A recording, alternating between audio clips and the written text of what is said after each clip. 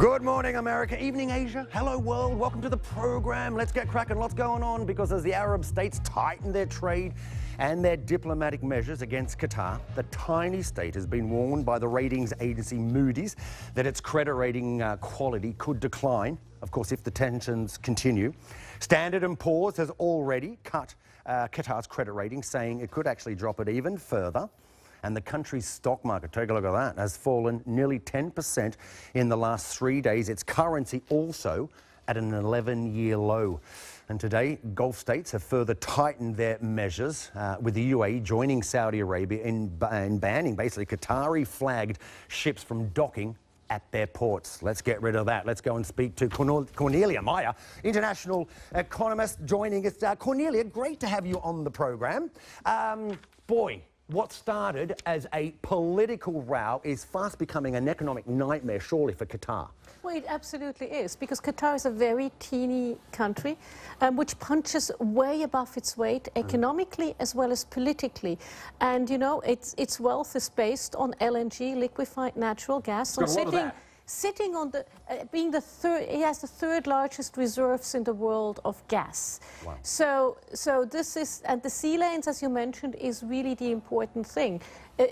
It does at this point not impact on being able to use their ships and get the LNG to mainly Japan, but also to Europe, because they can no longer refuel in the UAE, but they've gone to Singapore and to Malta to refuel. Okay. But that makes things just more expensive and those margins thinner.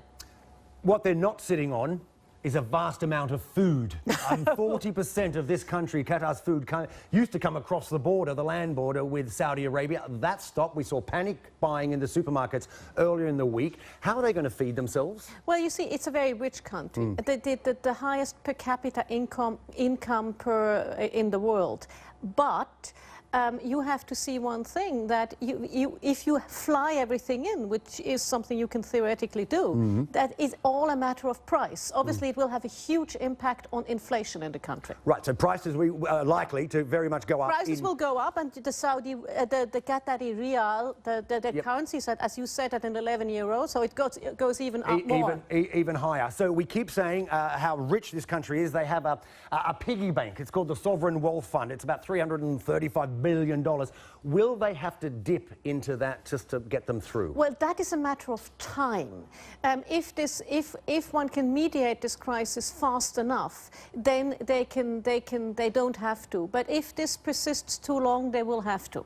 The credit rating cut, possibly more to come. I'm wondering, is that damaging? Or because this is a country that doesn't really borrow money, does it? No, it doesn't borrow money. But when you get into trouble like that, maybe you don't want to go into the piggy bank and monetize your sovereign wealth fund, but you want to borrow some money ad interim, and that obviously gets the borrowing rates up. In about 20 seconds, how damaging is all of this, no matter how long it goes on, for the GCC, all those Gulf countries? It's seen as the bulwark of stability in a very unstable region. So when you have, and a lot of Western companies have their regional headquarters there. So when you have these sort of things going on, it doesn't bode well for anybody in the end. Okay. Hey, Cornelia, thanks for joining. It's your first time on the news show. We loved it. Thank you. You stay there. Cornelia Meyer joining us there. First